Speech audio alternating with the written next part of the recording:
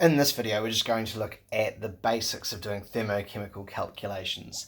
Now, a thermochemical reaction or equation is one like this one here, where we have got a balanced equation and then an enthalpy change, so a delta H or enthalpy change, in kilojoules per mole. So the first thing I'm checking for is its kilojoules per mole, and usually in the equation, at least one of the chemicals, and in this case it's the ethanol, will have just 1 mole of it. So that's the enthalpy change when 1 mole of ethanol is completely burnt or combusted with oxygen.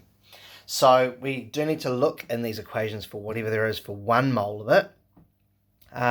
Noting that the others have not got 1 mole, and we're going to have to do some extra calculations with those. So the steps are actually quite straightforward, but I'm going to do an example in this one, and from that equation I've just shown, to show you how we do that. I'm also going to make another video to show a little bit more depth of this and another way you can approach these. So here we go. The basic steps are these, 3 main steps. One is you calculate the amount of what you are asked about in the question. So if it asks about oxygen, it'll give you a mass.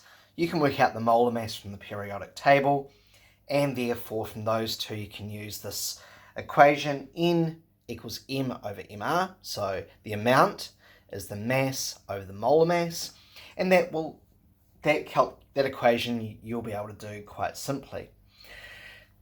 Please record your answers to 3 significant figures. Almost always in these questions, you'll be given data to 3 significant figures, so your answers have to be 3 significant figures as well.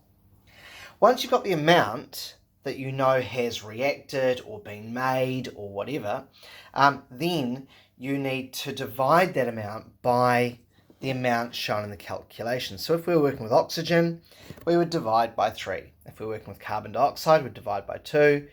Water would divide by 3. So that's what that step means.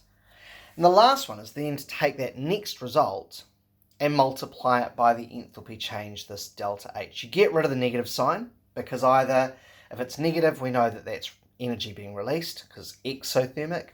If it's positive, it's endothermic, so we know that that energy is being absorbed. So you actually remove the negative sign when you do step 3. Now, I just want to quickly go through the why we do step 2. Remember I said that this enthalpy change is per mole, so it'll be for 1 mole of something in there. So it's per mole of ethanol. So if in the next question we're going to find the amount of oxygen being consumed. Knowing the mass of oxygen consumed, we can find the amount or number of moles. If I divide by 3, that will give me the amount of ethanol. And remember, this equation is per mole of ethanol, so those will match up really nicely.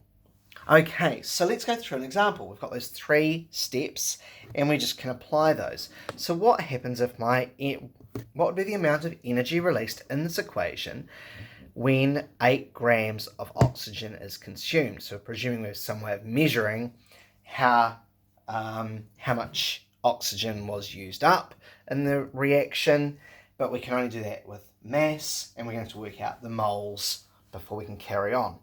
You'll usually be given the molar mass of the substance so that you don't make a silly mistake right at the very start.